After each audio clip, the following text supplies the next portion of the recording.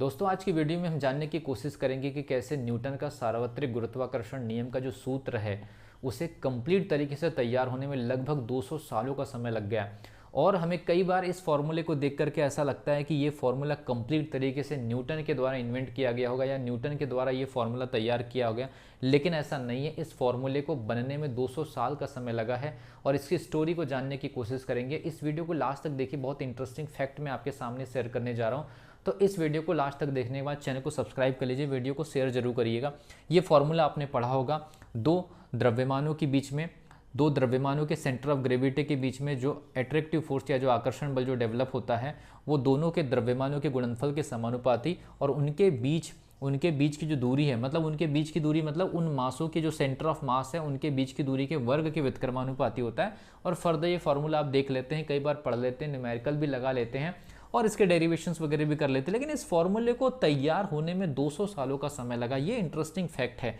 समझने की कोशिश करते हैं कि आइजैक न्यूटन ने जो फॉर्मूले के अंदर क्या योगदान दिया। आइजैक न्यूटन ने ये फाइंड आउट किया कि दो बॉडीज के बीच में जो अट्रैक्टिव फोर्स लगता है वो द्रव्यमानों के गुणनफल के समानुपाती और दोनों के बीच के सेंटर ऑफ मास के बीच की दूरी के स्क्वायर के व्युत्क्रमानुपाती होते हैं। न्यूटन इस पूरे फॉर्मूले के अंदर न्यूटन का जो खेल है वो इन दोनों प्रोपोर्शनलिटी है, ये दोनों जो क्वांटिटीज हैं इनको लेकर के रिलेशनशिप के बारे में है। फोर्स के साथ में कैसा रिलेशनशिप है, डिस्टेंस के साथ में फोर्स का क्या रिलेशनशिप है और मास के मल्टीप्लिकेशन के साथ में फोर्स का क्या रिलेशनशिप है। तो न्यूटन का जो योगदान रहा है 1686-1687 में वो ये रहा है कि जो अट्रैक्टिव फोर्स है वो मास के डायरेक्टली प्रोपोर्शनल है, मल्टीप्लिकेशन के और डिस्टेंस के स्क्वायर के रेसिप्रोकल है। यही जो है न्यूटन का इस पूरे फॉर्मूले में योगदान है। फिर बात आती है कि कैपिटल जी का क्या रोल है। तो मैं आपको बता दूं, न्यूटन का इतना रोल 1686 से 1687 के बीच में आता है। उसके लगभग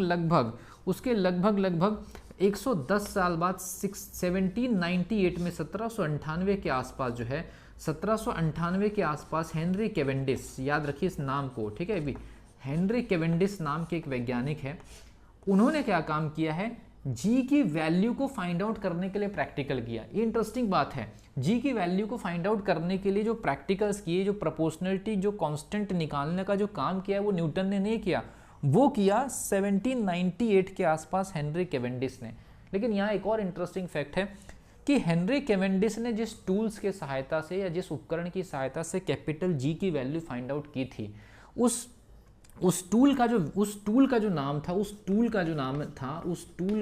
था वो था आपका टॉर्सन बैलेंसिंग। याद रखिए, टॉर्सन बैलेंसिंग एक टूल था, ठीक है भाई, या टॉर्सन बैलेंस।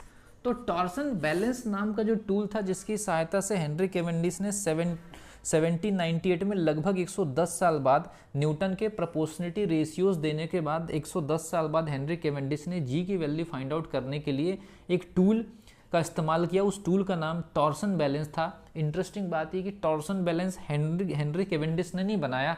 याद रखिए, टॉर्सन बैलेंस जिस फिजिशियन ने या जिस भी साइंटिस्ट ने इन्वेंट किया था, जिस टूल को बनाया था, वो हेनरी कैवेंडिश ने नहीं बनाया। जिस साइंटिस्ट ने टॉर्सन बैलेंस बनाया वो उस टूल का उपयोग नहीं कर पाए, हेनरी कैवेंडिश ने किया। लेकिन उन वैज्ञानिक का नाम क्या था, वो थे आपके जॉन मिचेल, ठीक है भी। तो जॉन मिचेल ने वो टूल बनाया था।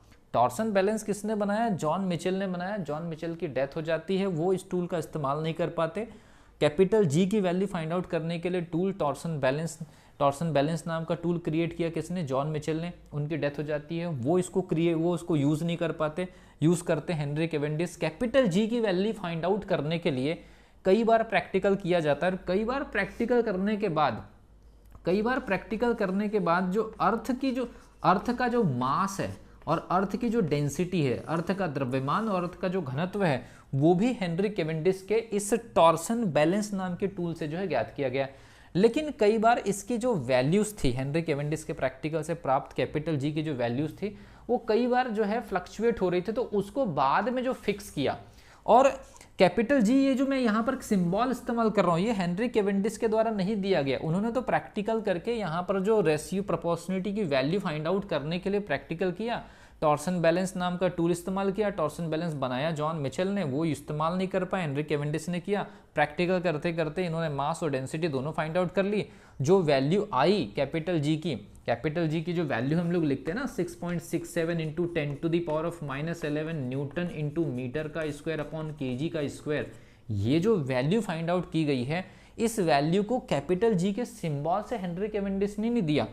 उसके बाद लगभग 1890 के आसपास सीवी बॉयस करके एक फिजिशियन हुए, उन्होंने इसको सिंबॉलिक रूप दिया कैपिटल जी को। तो ये जो आज के समय में capital G 6.67 10 to the power -11 newton into metre का स्क्वायर केजी का स्क्वायर जो पढ़ रहे हैं, कैपिटल जी से जो सिंबल पढ़ रहे हैं, वो हेनरी कैवेंडिश ने खोजा जरूर, लेकिन सिंबॉलिक रिप्रेजेंटेशन आया 1890 में। तो आप देखिए 1687, 1798 और 1890 लगभग इस फॉर्मूले को पूरी तरह से कंप्लीट होने में 200 ईयर्स लग जाते हैं।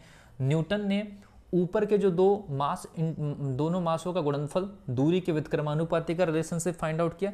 साथ में एक और चीज मैं बता दूं कि ये जो फॉर्मूला है, ये फॉर्मूला एक विशेष ग्राफ के बीच में काम करता है। अगर आप इसको समझने की कोशिश करें, y एक्सिस पर मैं अगर f को प्लॉट करूं, x एक्सिस पर एक फैक्टर में ले लूं m1 इंटू m2 और दूसरे फैक्टर पर मैं डिस्टेंस के साथ में 1/d² को दिखा दूं, तो याद रखिए ये वाला जो ग्राफ है, इस प्रकार से जो ग्राफ आएगा वो m1 इंटू m2 को प्रदर्शित करेगा, और इस प्रकार का जो ग्राफ आएगा वो 1/d² के साथ फोर्स को या बल को प्रदर्शित करेगा।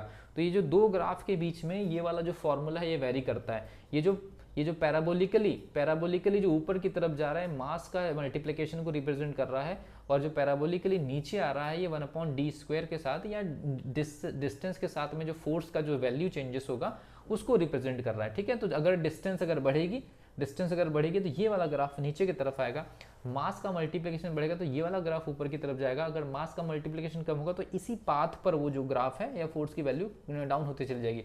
अगर डिस्टेंस कम होगी तो ग्राफ ऊपर की तरफ शिफ्ट होते चले जाएगा। स्ट्रेट लाइन नहीं है, इन दोनों ग्राफों के बीच में वैरी करता है आपका क्या, न्यूटन का ग्रेविटेशनल यूनिवर्सल जो लॉ है, इन दोनों के दोनों ग्राफ के बीच में ये वेरी करता है। तो मैंने आपको बताया कि कैसे एक फॉर्मूला लगभग 200 ईयर्स में जाकर के डेवलप होता है। आज हम इस फॉर्मूले को डिफरेंट लेवल पर स्टडी करते हैं, कई बार न्यूमेरिकल आते हैं, आप नीट जेई की प्रिपरेशन कर रहे होंगे, लेकिन इन फॉर्मूले की इस प्रकार से जो इंटरेस्टिंग जो स्टडी होती है, इससे आपका एक टॉपिक के प्रति नज़रिया या उसके प्रति इंटरेस्ट और ज़्यादा डेवलप होता है, पढ़ने में और ज़्यादा मज़ा आता है।